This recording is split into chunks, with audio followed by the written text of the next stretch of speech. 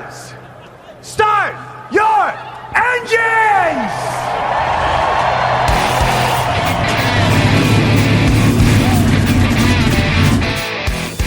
Hit the pace car! What for? Because you hit every other damn thing out there, I want you to be perfect! When I'm driving, I got a guy on the radio who talks to me. You see him, but he talks to me. Well, I wanna be a race car driver. Pretty girls eating from my hand, yeah. Wanna live a life of fun and danger. No sweater working for the man, alright. Well, I wanna be a firefighter. Cool-headed when the heat is on, yeah. Save my baby from the burning building. Take her home and put the sprinklers on, alright. No, he didn't slam you, he didn't bump you, he didn't nudge you, he rubbed you. And rubbing, son, is racing. Good evening, race fans. Welcome to the Hoobazoo Radio Network, and welcome to Drafting the Circuits. My name is Frank Santoroski. I'll be your host for the next hour as we talk about the racing news of the week. Joining me in the studio, Richard Youden and Luis Torres. Guys, how are we? Good, thank you. Good, Andy. All right, so we kind of an overall quiet weekend of racing there with the Cup Series was in action at Bristol, as were the Junior Series there. That was Saturday, so that Sunday wide open for a whole bunch of football games, plus Le Mans going on, which taking up most of the weekend. A lot of times the other series kind of leave that weekend free in case your guys want to compete at Le Mans, and we had a couple guys compete over there. We'll get into that a little bit. We want to talk about some of the off-track silly season kind of stuff because we're getting more and more announcements just coming through. And today, not really a shocker that Zach Veach will not be back with Andretti Autosport next year, but it is a bit of a shocker that he won't be back at Andretti Autosport at the next race. The way the press release reads is that they informed Zach they would no longer be needing his services in 2021. His contract was up, and then Zach gracefully decided to step aside for the last three races of the season to allow them to evaluate another driver for their 2021 plans while he begins to evaluate his own 2021 plans. And then the press release went on to say Zach saying lots of nice stuff about Michael and Michael saying lots of nice stuff about Zach, which all sounds good in a press release and on paper, but I'll bet it was a little tenser behind the scenes. I'm not sure Zach gracefully walked away so much as he was probably encouraged to step down and let them evaluate another driver. So that being said, Louise, you followed Zach Veach pretty much his whole career. What are your thoughts on this? Other than not really surprised, the moment the whole gateway incident happened in race number 1 where it wiped out Marco Andretti, Alexander Rossi, and Veach, I could tell by the judgment of Michael Andretti when the initial thought was that Veach instigated a whole ordeal, and I knew from there whether or not he eventually, Michael I'm talking about, saw the footage that it made him not been his fault. There was a lot of things factoring in. I knew from that point on that he was on borrowed time. Veach was definitely on the hot seat from an overall perspective from that race team. So this dismissal, I'll put it lightly, comes to no surprise. I figured if there was going to be one driver that probably won't be back in 2021, would definitely be Zach Veach, because he's, aside from Texas, he has not delivered. Well, to be fair, with the exception of Mid-Ohio, all the Andretti cars has struggled, not counting Colin Herta, who's been the most consistent and the strongest of the entire entity all season long. But Veach was typically the one behind, whereas guys like Hunter Ray and Rossi and even Marco at Indy before the 500 race itself showed flashes of brilliance. They just don't have the luck and results to show for. Veach has just been dwindling, which was an absolute disgrace. I expected a little bit more. Veach is on a second straight year of a slump. He wasn't too bad his rookie season. And some of his late season progress. He was getting all those top 5, top 10. He was doing very well his rookie season. Then his sophomore season, he fell into that sophomore slump that a lot of drivers experience, but he hasn't been able to dig out of it this year at all. And so it seems to be the end of his tenure with Andretti. It could actually be the end of his IndyCar career for the immediate future anyway, because there's just not a lot out there if he doesn't personally have the funding. Now, this is the interesting thing here. Some of my sources tell me the Gainbridge money is actually staying with Andretti Autosport, and that money will move over to Colton Herta's car. Now, we'll find out if that's true in the coming days and weeks. But I found that interesting because Zach is the one who brought Gainbridge in with him. Gainbridge is, I guess, Zach's pastor from his church is one of the higher-ups in Gainbridge, or the 1001 group as they used to be known. And Zach was able to broker that deal and bring it along. So it seems that possibly even the Gainbridge folks are a little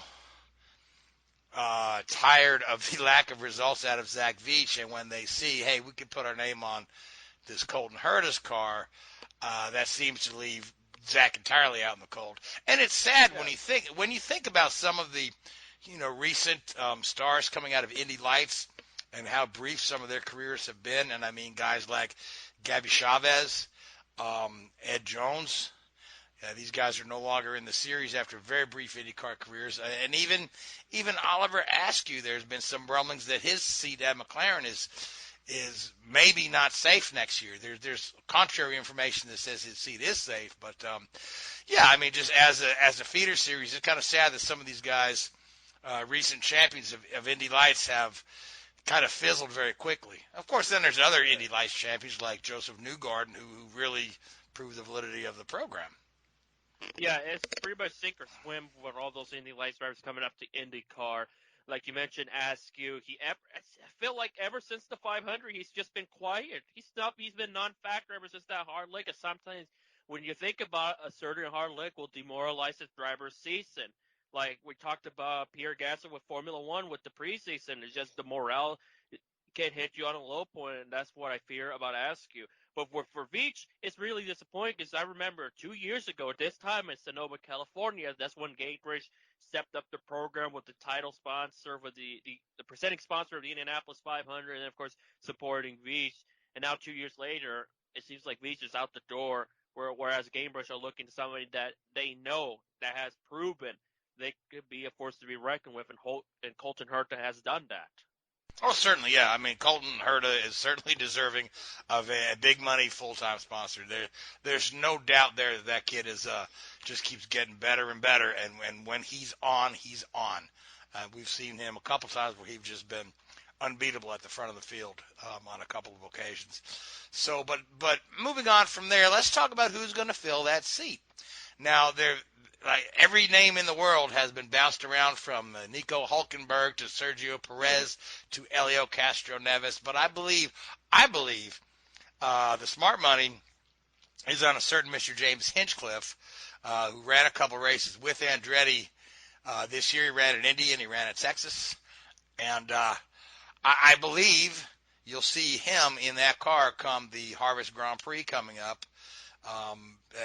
Unless my sources are totally wrong, I think that Genesis has been happy with what they've been able to do activation-wise, and they're seeing the opportunity for even more once we can bring fans back to racetracks on a regular basis. And I think that Hinchcliffe had been working hard for a full-time deal. And I think he's got some ties with some other folks as well. When you figure Honda Canada, Petro Oil Canada, I think you're going to see Hinch in that seat. But that's not a given. Louise, what are some of the thoughts of who can maybe hop in that Andretti seat? Aside from James Hinchcliffe, the other valuable option that will probably give him great exposure and much needed time due to with the pandemic that halted a promising driver, and I'm looking at Kyle Kirkwood, who was supposed to be an Indy Lights driver this season before the pandemic canceled that Indy Lights campaign.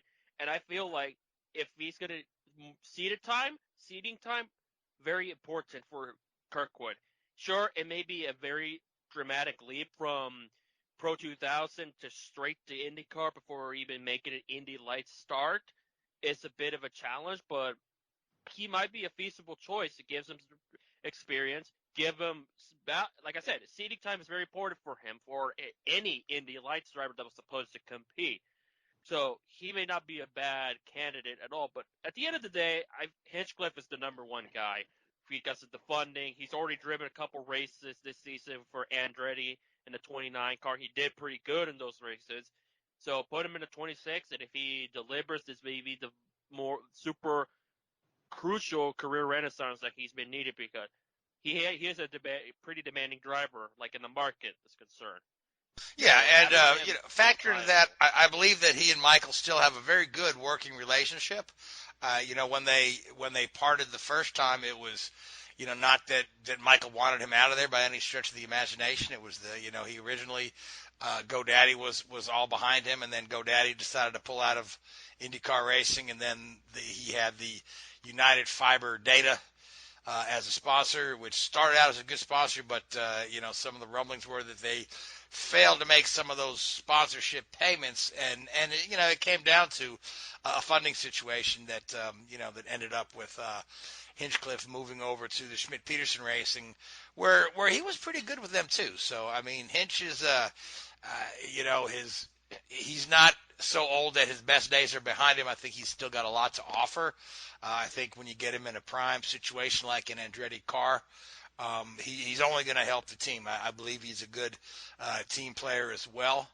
He got on well with his other teammates at the time he drove for them before. So I think it's a win-win. But when you look at some of the other names we're seeing thrown around, like specifically Sergio Perez. Now Sergio Perez will come with plenty of funding, what my understanding is. Richard, is that correct? I believe so. Yeah, he's got the Carlos Slim backing. You even have the former president, Calderon, backing him. I'd imagine he has all that money from Mexico that will come along should a Formula One ride isn't available, or just the options are not appealing to him. Yeah, there are a lot of people putting Sergio in an Indy car, because his name is mentioned with McLaren as well. But the only person you don't hear talking about IndyCar is Sergio Perez. So I think he still has his heart set on a destination somewhere in Formula One. So we'll see what happens there. Then, of course, the other name being thrown around is Helio Castroneves. And Castro Neves has been in the news lately saying he's got 4 or 5 options in either IMSA or IndyCar.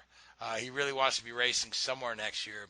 But, of course, earlier today also, big announcement from Michael Shank Racing and Wayne Taylor Racing that they're going to be taking over the Acura DPI program from Team Penske. Now, that's the seat that Helio Castroneves occupies right now. But when you figure, Shank also has an IndyCar team, also runs at the Indy 500. Shank's been wanting to run a second, has made his intention known to expand to a 2-car team. This could be a good fit for Castroneves, because he's already winning races for Acura, and Acura seems to like him enough to put him in some of their commercials, so why not? Yeah, I think it'll be a good seed because, of course, right now the Penske era is going to come to an end, very likely at this rate. So a new change, a team that wants to go expand their IndyCar program to a 2-car team.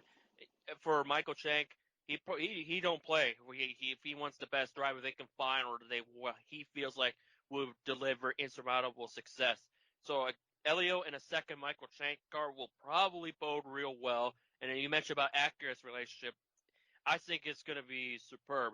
Now, if that thing does happen, I hope sometime around the realms they'll do the Parker Johnstone livery, because if you haven't seen the Parker Johnstone Acura livery, it looks pretty boss, and I think it will look neat in the current car package that we got. But Helio is a winner. He wants to be back in IndyCar. I think Helio and Jack Harvey would complement one another quite well. Yeah. Yeah, I think those two guys would work well together. They both got a lot of personality, and they're both very driven to succeed. I mean, I like Jack Harvey quite a bit. I think a lot of him, and we know what Elio's level of talent is. So I think those two guys, plus Shank's commitment, could be a very wonderful thing. Yeah, in this day and age, you need a teammate in IndyCar. Honestly, Harvey has done a phenomenal job all by his own, and sure, he got that Andretti alliance for a couple of years to rely on data and resources. But if Harvey has that teammate, I think it will really make him even stronger than he already is. Because the days of single car teams, I feel like, is still not a terrible choice. But I think you got to have a teammate. It'll help you many, many, many years to come, for sure. Certainly. Yeah. And now they do have the technical alliance with Andretti, but that's not quite the same as having a full second team in your own garage. Yeah. All right, so moving on then. So we've talked about all these driver moves, and I wanted to circle back to Penske because now the news is that Scott McLaughlin is set and ready to come to the States and run the Harvest Grand Prix. We talked about it last week that there may be some legal wranglings and loopholes with COVID, but he's gotten all the approvals he needs. So Scott McLaughlin will debut as a Penske driver at the Harvest Grand Prix, and he'll run both legs of the doubleheader. I heard Harvest or St. Pete, though. Huh? Oh, no, you're right. You're right. He's going to run at St. Pete. Or is it Harvest? See, now you got me second-guessing myself. St. Pete. Yeah. Either way, okay. So Scott McLaughlin's going to debut as a Penske driver this year. The hot rumor is that he's going to be a full-time Penske driver next year. And then people wonder, well, who's shown the door? Roger has already kind of made it clear. He said back at the Indy 500 in August, I almost said he said back in May, but he said back in August that all three of his drivers were expected to return. But if you think about the fact that, Roger was running 4 cars for a while, and then he scaled back to 2, and that coincided with him beginning the Acura DPI program.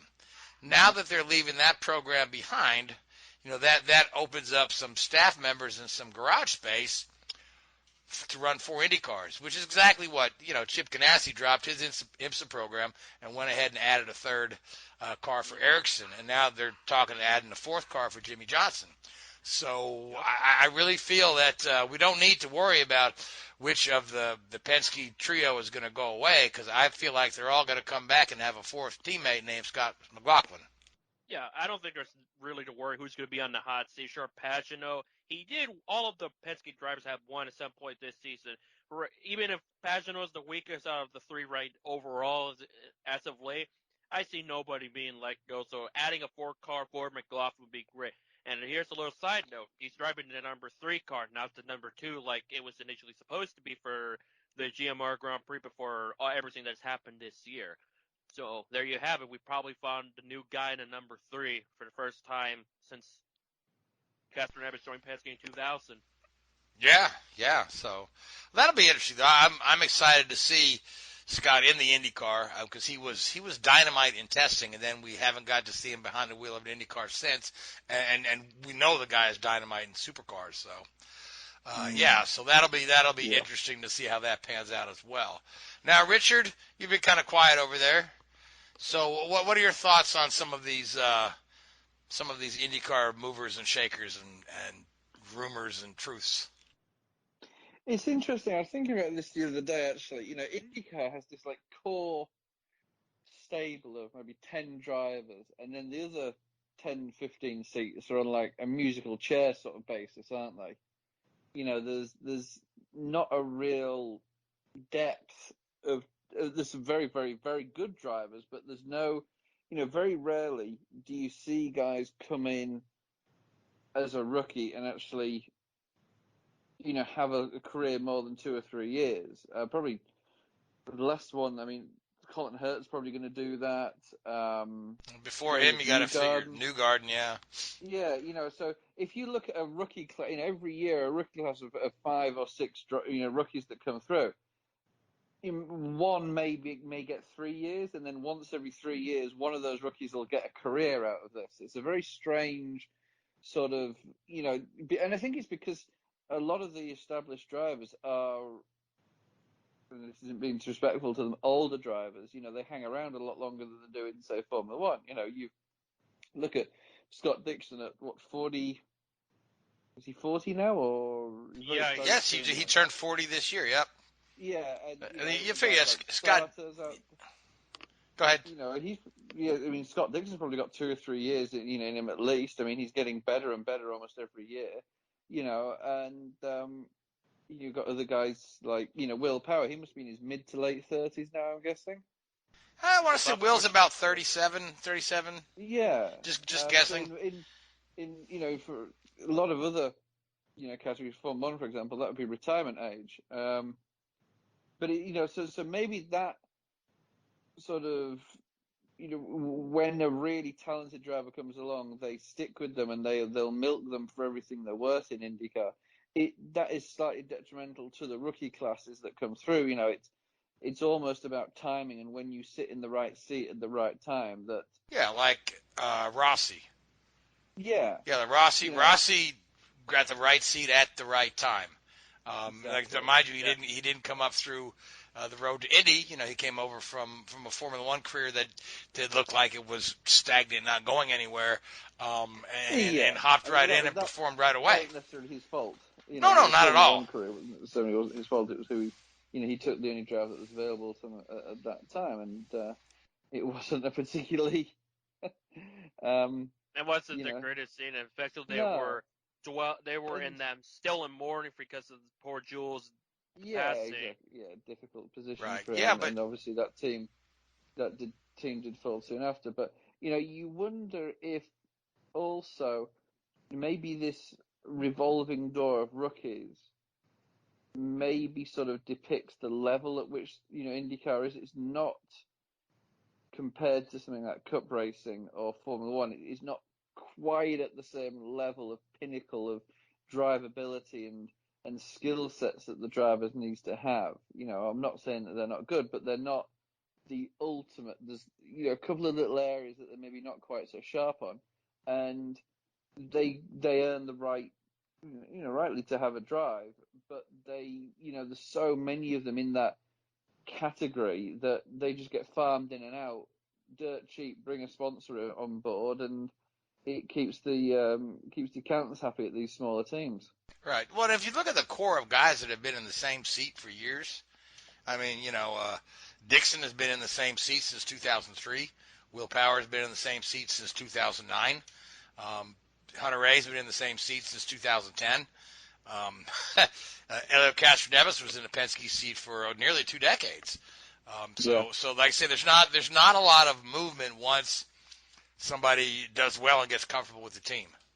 Yeah. Even those that got established, like Simon Pageant, it took him a real long time to get comfortable with IndyCar. Remember, he was the highly touted Road to Indy guy of his time when it was the Atlantic Series of Champ Car, but with the merger, he went to the sports car ref for a few years and then ultimately ended up with Schmidt in the 77, and then finally he got that career that people were touting him 5 or 6 years prior.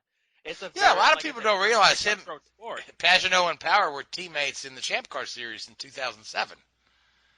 Some people don't realize that. It's just Power kind of had the good fortune of Elio Castroneves having some legal troubles, and Roger needing a driver to put in a car right away, and Will made the most of that opportunity. Whereas as Simon didn't find anything right away, like you said, ran some sports car races, then made his way back to the series with Schmidt Peterson, where he was able to win some races with the smaller team and then end up in that Penske drive. Him and Will Power ended up in the same place. It just took Simon a little longer, but they're both, I believe, securing those rides for the immediate future anyway. Yeah, not just Pageant. Look at Bourdais. As great as he was, the Champ Car took him. After Formula One, it took him a real long time to get back to IndyCar itself. So that's what I mean from earlier. It's a very sink or swim entity. American Open Wheels Racing is you got to deliver right on the fly. Otherwise, you're going to have to wait a long while or never get that opportunity again. Yeah, and even if you look at a guy like Tony Kanaan, who's been a staple in the series for Oh, I think his rookie year in kart was 98. But since his 7-Eleven money evaporated with Andretti, he's bounced from team to team and only had, marginal good results here and there. Yes, he won the Indy 500 for Vassar, and yes, he won one race with in the number 10 car for Chip, but nowhere near the the constantly being up front that he was when he was with that Andretti team. Yeah, definitely true on Kanan's end. So it's a very weird system, but that's just how the fans have been accustomed to for the longest of time, and that's how it is compared to other sports. It's very different. Yeah, so the other team we could talk about a little bit more that we talked about last week is the Foyt team. Now we had mentioned the Foyt team has announced Sebastian Bourdais as their full-time driver. So we don't know if Foyt's going to run 3 cars, because I believe Charlie Kimball still has funding to keep him in a car. I know Dalton Kellett has funding because K-Line is his dad's company, and they're actually keeping him in the car. He's going to be in a third car at for the remaining races of the season as they bring Bourdais on board. But I don't know if Foyt expands to 3 cars, keeps Charlie and Dalton, or if one of those guys is shown the door. And if one of those guys is shown the door, they both have a check they can hand to somebody. Yeah, I think from what I understood is that Keller will have that third car. I don't know how I remember is also through 2021 for the Indianapolis 500, but I probably pumped the brakes on that because I think that team will be fine as they are. We'll see. Because there's also this, I don't know, I'm not necessarily going to overthink it per se. There's this thing on Twitter that they're doing like messages and all that on their Twitter account, the AJ Foyt team, like something's going up. I don't know what it is, and I don't know if it has anything related to the team or some sort of giveaway or vice versa. So if I were you guys on Twitter, give it a check, see what it is. If it's nothing, then it's nothing. If it's something significant regarding the team's future, then by golly, we'll definitely talk about it. But I don't see any changes on the Foyt camp unless, and I've been saying this pretty much throughout the year when all those rumblings about Perez, that may be a team available where he brings money, puts them on the team. Maybe, who knows, the team will upgrade some things then and there to make sure Perez does well in IndyCar. Should he be interested, of course. I don't see Sergio Perez going to Foyt. I'm sorry. I see him in a third McLaren before that happens. But anyway, that's the IndyCar breakdown. So let's talk about NASCAR a bit. So we had a couple of races this weekend, but of course the dominating news was the new team owners that announced their new team, and that would be certain Mr. Denny Hamlin and Michael Jordan. And we had talked about this rumor a few weeks ago, and their driver is going to be Bubba Wallace. And as we alluded to last week, I felt like Bubba wouldn't have announced he was stepping away from Richard Petty had he not had something lined up. Now we see here it is what he's lined up. So what are your thoughts on that, Richard? You know some of those guys within the Petty camp, don't you? Yeah, there's a few guys that I've worked with in the past that are there now, and it's interesting, move. As you say, obviously there was an opportunity. Bubba, I don't think would have left if there wasn't this opportunity there. Denny's wanting to be doing this, for a while now. He's 39. He's probably coming to the end of his. He's probably got 2 or 3 years left at the top line of competition, and he's openly said he wants to stay in the sport past his driving days. So it all fits. I know Denny's a big basketball fan. Him and a lot of the drivers have these little 3-on-3 matches most evenings, sort of thing, and around by Lake Norman down in North Carolina, where a lot of them have their mansions.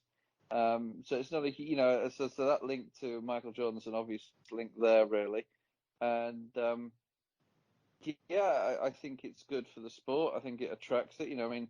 This was news even in the UK on the sort of some of the BBC sports websites. They covered this story, so it's obviously gaining international attention, which is good for the sport. Yeah, Michael Jordan is a very iconic name in all of sports. Oh, for sure, and yeah, I'm pretty certain they'll be running the 23 next year. And it's great. It brings a fresh, a breath of fresh air to the sport when you see a lot of teams downsizing or completely folding. Obviously they've taken the Germain charter, so Germain are disbanding for next year. Hopefully, a lot of the people that currently work for Germain will find new jobs in the industry or will get transferred over to this new team. We don't know who the engine supplier is going to be. We don't know who the parent company will be from an alliance standpoint for next year. We don't know what the team's going to be called, whether it's going to be affiliated to a corporate sponsor or whether it's the branding of Michael Jordan and Denny Hamlin in some way. But no, it's a real shot in the arm for the sport that's been taking a lot of criticism for, struggling financially. That somebody, guys like Michael Jordan, they're very, very wealthy, obviously from their sporting careers, but also they're pretty damn astute businessmen as well. They know how to look after their money, and they wouldn't be doing this unless they can get a return on it. So I think it's great. I think it's a real boost for the sport. Yeah. Now, have we heard anything? Are they going to build their own facility, or are they going to move into the existing facility of this charter they bought, or is it just too early to? Engine suppliers. I would have thought they'll be going down the Toyota route, considering it's Denny Hamlin's being involved with. You would imagine so, now, yes. Now, obviously, Germain are RCR charter at the moment, Alliance at the moment, and their shop is based at the campus in Welcome, North Carolina. So if they do go down the Toyota route, then they'd have to look for new premises. Although, in all fairness, for a single car team, which I'm guessing there will be, there's plenty. You don't need a huge amount of infrastructure there. There's plenty of old disused race shops, unfortunately, around the Charlotte area. Oh yeah, there's plenty of them. Yeah. Yeah, so that won't be too hard to do. It just depends on who. I mean, if it's a Toyota and there's a very close link there with Denny Hamlin, they may just run it out of the Joe Gibbs Racing Shop. In the same way that Wood Brothers do with Penske. And just one goes in one car goes in one hauler, or another car goes in another hauler. I don't know. I genuinely don't know. And obviously, once we get beyond 2021 and into 2022, when they have the universal chassis and universal bodywork, it'll allow smaller teams like this. And this may be one of the reasons why something like Michael Jordan is prepared to invest right now, because you're looking at the bigger picture there, what the financial play will be in 2, 3, 5 years' time. And potentially the health of the sport is far more sustainable with the new universal chassis, for want of a better phrase. Yeah. Now, my only concern is that there's a bit of a history of big names in sports getting involved in racing on a kind of a hobbyist or a financial backer basis, and leaving after a short time. Other than Joe Gibbs. Who really made a commitment. You've got, the racing landscape is littered with names like Jerry Glanville, Walter Payton was involved with IndyCar racing. Joe Montana was a part owner of Chip Ganassi's team for a while. And all these guys have kind of just done it on a very fleeting basis and then kind of backed away when they saw that how expensive racing was and how much of their own money was going into it. I say, other than with the exception of Joe Gibbs, who did things right and really had a commitment to wanting to do it. That's why I just wonder if this this is like Michael Jordan. Let me try baseball for a bit. But I think if you look at it, it shows a lot that. What's the best way to put this? They are, somebody like Denny Hamlin has been around the sport long enough that he knows what's involved with it. I don't for one moment think that, Denny and probably Michael Jordan haven't talked to Joe Gibbs about this, and got his ear on it and got his input and got his advice, on how to do this. So I think that if Michael Jordan has done it himself just off the bat with no driver input and then you would be a little bit more skeptical. But the fact he's got Denny involved, and this is a long-term play. Denny's been talking about doing this for a number of years now, post his own driving career. So he's obviously going to want to make a success of it. you know, Bubba Wallace has got what, a 3-year contract or a multi-year contract to drive for them. So I really don't think that this is the scenario where it's I'm going to stick $10 million into it and then 2-3 years later get bored and go and play in another sandbox. Yeah, I think Michael's in it for the long haul. Let's not forget, this is not his first time being involved in racing ownership. He done it in the past, like over a decade and a half ago when he had that AMA Pro Superbike team that only lasted about a couple years before that went under. I think this time around he understands it. It's something that he likes. He's been passionate about NASCAR for the longest of time, dating back to the 80s. Yeah, well, he's a North Carolina guy, so yeah. And he's raised in the backyard of NASCAR, so. And also you have to look at the other side of it as well. With working with a guy like Bubba, who in the last 6 months has done quite a lot from a social standpoint and a equality standpoint. Yeah, he got $20 million worth of sponsorships he's going to bring for them too. Yeah, this is obviously a great platform, for somebody like Michael Jordan to go into a very historically conservative arena and really sort of try and push his message, because when you're looking for like a lot of these high profile athletes are, to try and encourage the, as I say, social equality message, when they're doing it in their own arena, like, football players and basketball and baseball, there's a pretty generic sort of concept of yes, of course they're going to, of course they're doing this because it's, there's a large mixture of races and ethnicities in these sports. NASCAR is very, very, very insular, for want of a better word. Most people grow up in Virginia, North Carolina, or South Carolina that work in the industry, and most of them have a certain demographic background. But this now gives the opportunity for people like Michael Jordan and Bubba Wallace to increase the profile of their social justice cases and really take that message into a different arena. And, I think it's fantastic from that standpoint that, a guy, his profile and his background can turn around and say, look, we're going to go potentially into and I've never seen any of it from my standpoint, but what some people would consider a hostile environment and, try and deliver that message. I think it's a great move. For sure. That's why I don't see this being like a Dan Marino or a Jim Harbaugh, Troy Aikman kind of thing where they're just going to arrive and fade away in a matter of a few years when it comes to ownerships from athletes of the past. And you look at, I don't know if anybody's seen it, that the Michael Jordan documentary that's been on Netflix this year. That guy is intense. Yep. And as one former YouTuber sports personality said, Michael Jordan's the winner, and he's going into that mindset of winning. Yeah. Well, I think far more than his Charlotte Hornets. I almost said Bobcats because I still deny the fact I want to call it the Hornets. Yeah, I mean, my only concern with all of that is that the media tends to focus on that social message more than the actual racing and the product on the racetrack. It's like if you rarely see an article that mentions Bubba Wallace that doesn't happen to mention he's the only African American racer in NASCAR, and of course all of the media coverage of Michael Jordan getting to the sport had to mention he's the first African American car owner in more than 50 years. Which isn't necessarily true. It isn't necessarily true, but at the same time, I just hope there's not too much distraction from them getting to the business of building a competitive race car.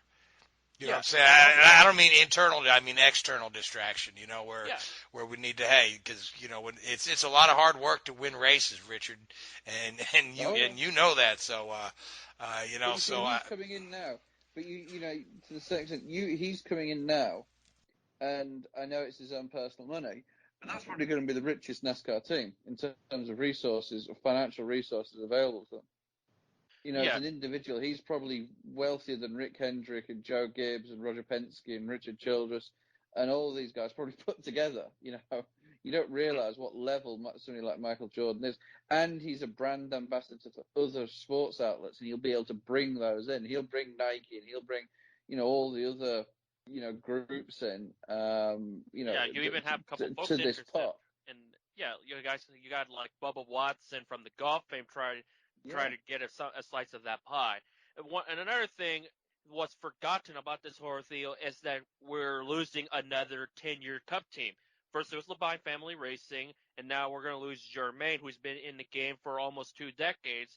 When you consider the Truck Series program, that's where they started, which just leaves Ty Dillon without a ride. And there's this talks of I've heard when I have with a couple of the NASCAR folks from another outlet that I contribute every now and then, where could Ty want to drop to Xfinity or become a trainer like a Josh Wise, or just be a family man? Where does he go? Yeah, he goes the have helmet will travel, like a lot of unemployed race car drivers. Yeah, so. But it's interesting, the two teams that you talk about, they're going to the Germain and LFR. It's interesting how they both had major attachments. I know LFR did move on, but they both had major attachments with RCR. And you look how RCR have shrunk in the last few years as well. Ever with Ty, when the 95 and 59, when Ty ran, McDowell was in the other car. Yeah. There seems to be a common link there, unfortunately, and Petty obviously are now very closely linked to RCR, and they're struggling. That whole Chevy branch that's based around RCR does seem to be struggling. The Hendrick Chevy branch seems to be doing reasonably well, but it's a shame that a lot of people seem to have been caught up in that one, and a lot of these smaller teams. It is absolute shame right now, because that just leaves more employees out of a job or trying to find a job. And this late in the season, and with this pandemic, it certainly does no wonders, because they might want to stick with the guys that they have, and also the limited amount of folks they'll allow. Mm-hmm. Now, one thing I wanted to circle back to from the conversation we had a few weeks ago regarding Denny Hamlin and becoming a team owner. I believe it was our colleague Seth who had said that because Denny Hamlin is a part of a 4-car team, he's not allowed to have an ownership stake in another team. I've not heard this mentioned at all in any of these announcements. So is that a loophole he's exploiting, or? I feel like what Steve Phelps told to the media inner circle, the main ones, that it's been settled down a bit. It's not like a big of a fuss. So there is a loophole where Denny's okay, because Denny's the minority owner and MJ is the principal main owner of that squad, so it makes it more reasonable. And I feel like Denny has spoken with those higher ups with NASCAR before committing to that ownership, because before this announcement, Denny said that for a while like Richard said, he's been wanting to do it for years, but the appeal of it wasn't there. I guess there's now, that may be one of the reasons why he decided, okay, now is the time. Yeah, well, I mean, Michael Jordan is the perfect partner. Yeah, maybe that's a lot of appeal right there. It'd be stupid of NASCAR to block it. I mean, there's not exactly people clambering over each other to become team owners right now, are there? Yeah, because where teams are dropping like flies, having somebody that is going to be committed to it like Michael Jordan is going to be key. It doesn't hurt, because right now, what do we have? I think I even looked it up. There's been only 52 drivers that competed at least one Cup race this season, which is the all-time low. Oh, wow. Yeah, 52 drivers this season, including the ones who are not competing for Cup points. Last year was the lowest at around over 60. If we're talking about 5 years, almost 10 years ago, we still had 70, 80 drivers competing on an annual basis, at least one race. Now we're down to barely 50. So you'll need some, of course, that's different for drivers, because back markers have different drivers every other race. But having somebody that is invested that's going to probably be pretty competitive and not like a back marker, is probably what NASCAR would need to make it more appealing to others. And I'm sure Kyle Busch will probably appreciate a competent team after what happened at Bristol. Yeah, speaking of which, we need to talk about Bristol. So Kevin Harvick took another win, continuing to put his stamp on this season and saying, this is all mine. I believe somebody posted on Twitter the other day, just hand Harvick the damn trophy already. I'm like, well, that's not how playoffs work, but whatever. Yeah, Harvick has been spot on this year, but he had a pretty good battle with Kyle Busch before, as Kyle put it. What do you come? These stupid kids. The stupid dip blank kids like Garrett Smithley and Joey Gase. Oh, that's right. He called them, stupid dipshits. So, Louise. And also, he was not happy with Logano for kind of impeding him because Logano made it tough on Kyle. But if Kyle would have won, then maybe the thing would have been Reed Sorensen. Harvick would have been probably upset with Reed Sorensen because in that battle, Reed Sorensen basically stopped the middle of the track and gave Kyle the advantage, but Harvick, had a much stronger car he was able to get by Kyle. And also, Busch got held up by Logano. So that's why he was very upset because he was this close to finally getting that first win of the season. But again, the black cars pretty much bit him. And you know how Kyle is. When he doesn't win, he's not the happiest person to be around or talk to. Yeah, Really? His wife's had a miserable year, hasn't he? Yeah, I'm gonna say. It's 2020. Yeah. So what's the over under that Kyle Busch goes winless this year? There's still a couple tracks that I feel like he can't get the job done. Vegas, he might have a shot. Other than Vegas, I feel like Texas might be his last resort. Other than that, I do fear that Kyle could go winless if he doesn't step it up this week, or at come late October at Texas. Those are the only two tracks I see him winning. Anywhere else, not happening. So when's the last time the sitting champion went winless the following season? I'm trying to think. I'm thinking Dale Earnhardt in 1981. I don't know if he won in 81 though. That's going way back. Yeah, we need Seth here. He would know that right off the bat. So, certainly nobody recently. Yeah. It had to be Kowicki in '93. Well, okay. Well, the guy died. So, I mean, yeah. Okay, yeah. Yeah. Yes, Kowicki didn't win any races in '93.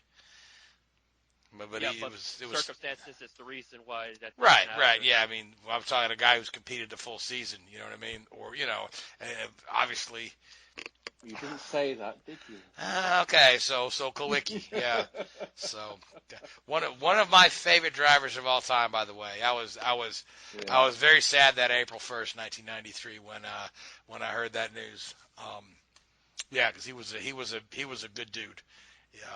Yeah, he just made me sad.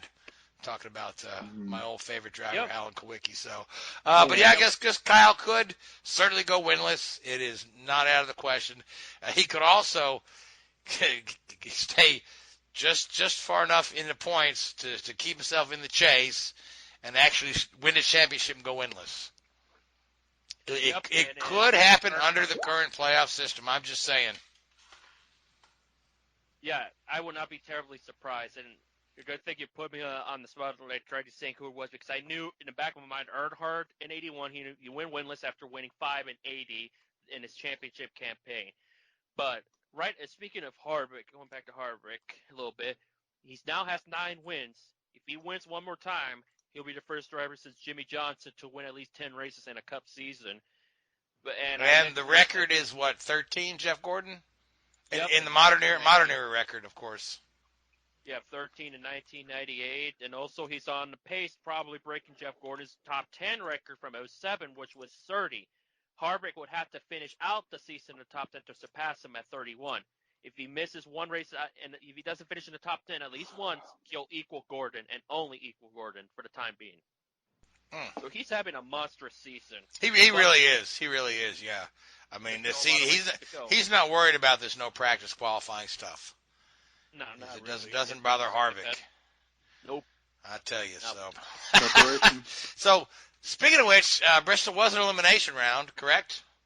Yep. So and who's packed bags are De Benedetto, Ryan Blaney, Cole Custer, and William Byron. And Byron, going back to back markers and Joey Gase, he played a pivotal role on William Byron's demise because according to Byron, he stopped Gase in front of Christopher Bell, and Byron ran into Bell, and that ended his shot of making the next round. So that was the only major incident, but several others just struggled back and forth with tire woes, vibrations, power steering.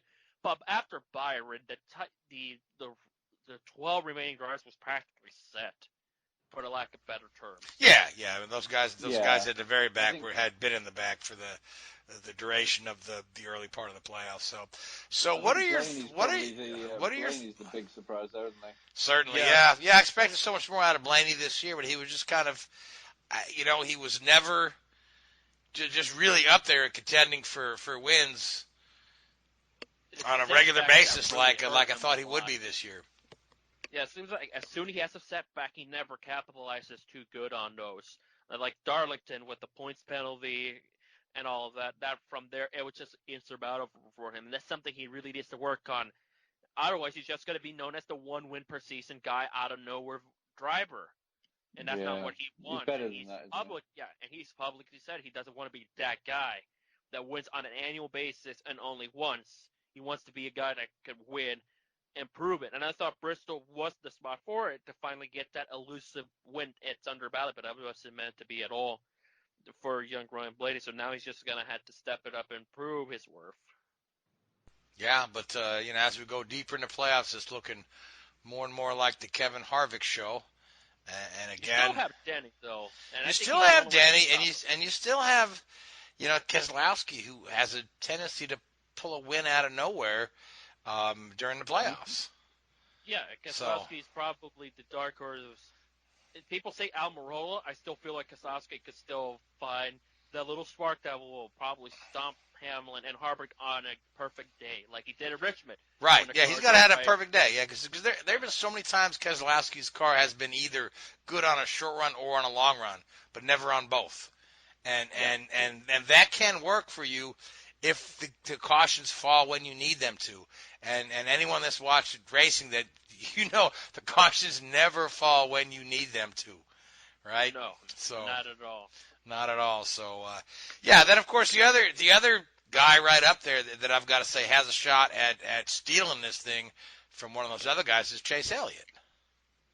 Yeah, and like Blaney, it's just certain circumstances that he needs to capitalize. But at the very least, he's capitalized. He's been more of a capitalizer, way more better than Blaney. That's for sure. Look at the Roll Boy a year ago. We thought, that's it, he's done. He's not going to win after dominating. And then he bounces back. Several cautions fell in his lap, which is something very important. He won the darn thing. So, yeah, never count Elliott out. He's just, like Keselowski, everything needs to fall on his lap perfectly to get the job done. We still got to go back to the Roval, haven't we, at Charlotte? Yeah, we got Vegas, Roval, and Talladega. Yep. Okay, so Elliott's going to be in at least the last 8 then, isn't he?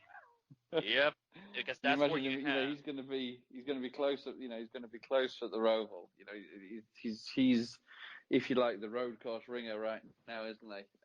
So you expect Elliott, him to Truex, Hamlin, Harvick. Those are the usuals of the road. Yeah, so you'd imagine that Elliott's going to be pretty close, and he's going to all of his eggs are going to be in that basket because Alex Bowman's still in the playoffs, didn't they? So, he's quietly putting some decent runs. Yeah. It's Bowman and Almirola needs to really get going.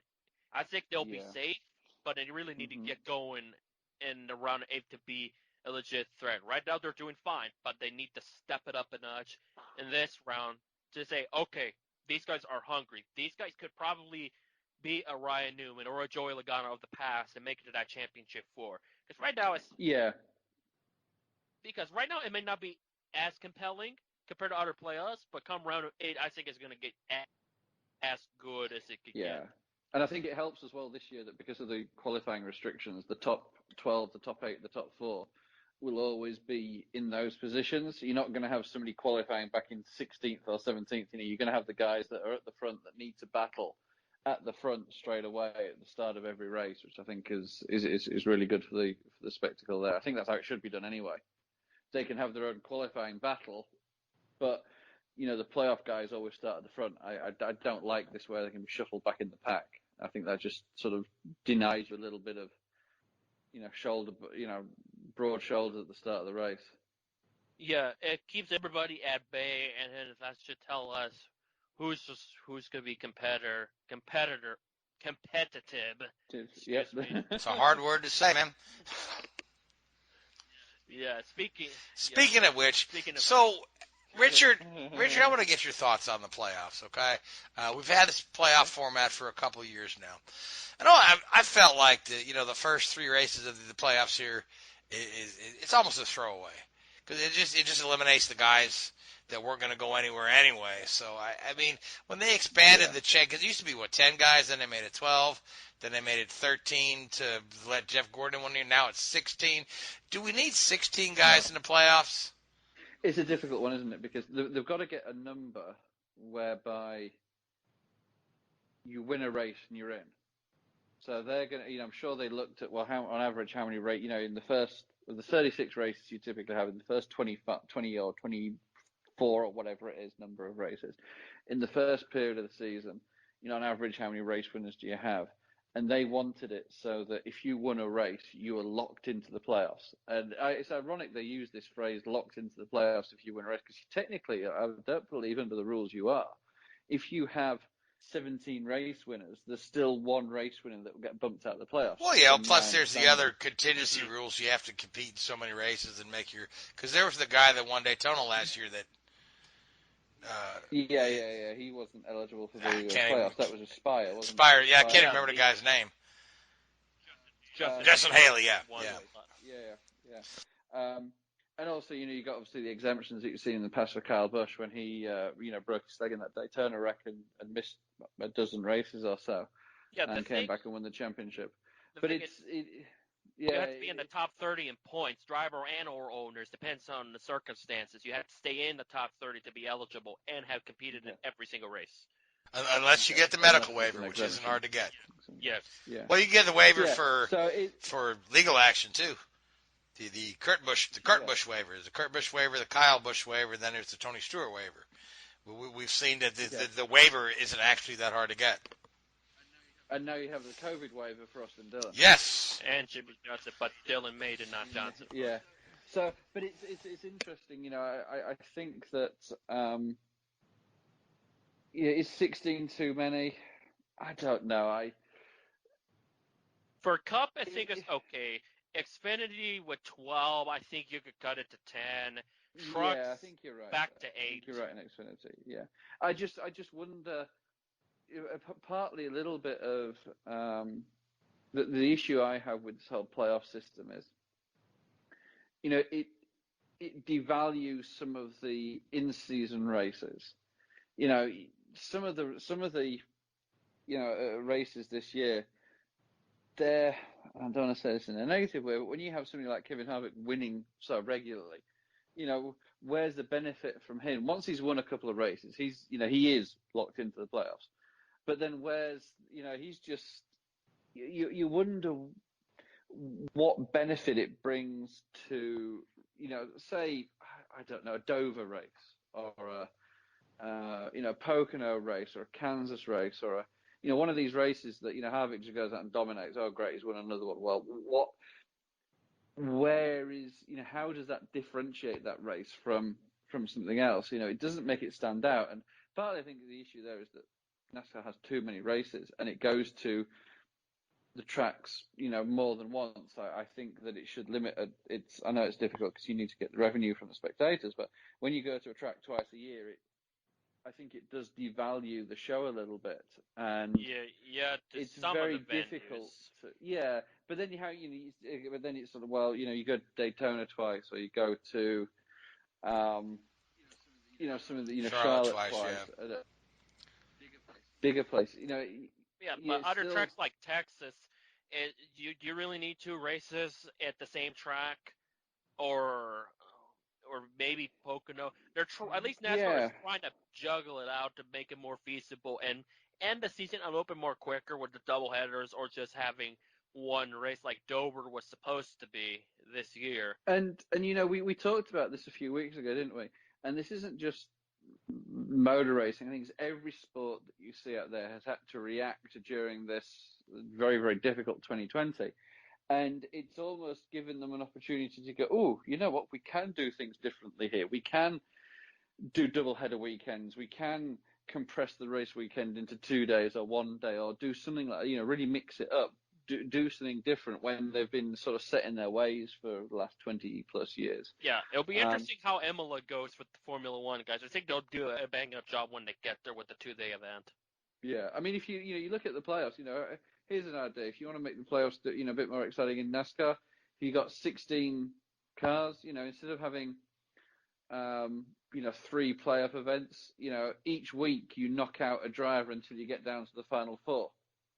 So every week is an elimination race for one driver. Oh, I like that idea. I think like Grip Dog on YouTube made something about it, or something like it, where the one who's the bottom of the barrel are done, and that's all it is within that concept. And I don't know, but because then you'd be penalising people for just having one bad race, wouldn't you? Is that really what you want to do? You sure as hell wouldn't go to a super speedway with that sort of mentality, would you? But I don't know. I don't know what the answer is. I think they've got to do something just to reinvent it a little bit. They tried doing it with the races, with the stage points and all that sort of stuff. I don't think that's really worked. Because under the grand scheme, we'll just have to see what the future brings, because we're about out of time here tonight. So we're off to where we off to next in NASCAR? Vegas next, and Formula One we're racing at Sochi. Okay, so with the crowd, right? And Lewis Hamilton has a chance to match Michael Schumacher for the top of the all-time list. So that'll be correct. And I think Mercedes have won every race in Sochi, so... Yeah, they've been champions down there for over a century, 107 years in county. Well, yeah, okay, so if you take the early races and ignore the fact they didn't race there for years and years and years, yeah. You like that theory. And also, the Netflix crew are there for Mercedes this week. Right. I've heard that as well. We all know what happened the last time they did that. So, for anybody that wants hope for a Mercedes century reign of terror in Russia, maybe there's your hope, but I don't really see that happening. I'm going with Hamilton as the winner and time Michael. Yeah, I mean, if he doesn't time Michael this week, it's just a matter of time where he's, I'm going to throw Bottas in there because, I mean, he's won it a couple of times. That's where he won his first race. He does seem reasonably quick around there. That's one of the tracks that. But I mean, even when he was with us at Williams, remember that clash he had with Kimi, there a few years ago. So he's, he can pedal pretty quick around Sochi. So just to mix it up, please, Bottas. All right. Please. That's a purchase is key for him. He's got to come in like a madman, hungry to win after that disaster of a race for him in the grand scheme of things. But he does that, doesn't he? The number of races we've seen this year. He's practiced. He's fastest in FP1 and FP2, fastest in FP3, and you think, okay, he's got Hamilton's number here, and then, Hamilton just has that little bit in reserve. So maybe he doesn't need to come out all gun blazing. Maybe he needs to be a little bit reserved and then build himself up to qualifying rather than put all his cards on the table on Friday and Saturday morning. We'll see what happens Friday, Saturday morning. But until then, we're out of time. Yeah. We were out of time when I said the first time. We're still out of time. So we don't even have time for green, white checker right now. But I want to thank you, Richard. I want to thank you, Louise. I want to thank the Hoobazoo Radio Network, iHeartRadio, Google Podcasts, and Spreaker. And I want to thank you folks that listen to us. Until next week, good night. WHOOBAZOO, that's Hoobazoo.com. Enter website.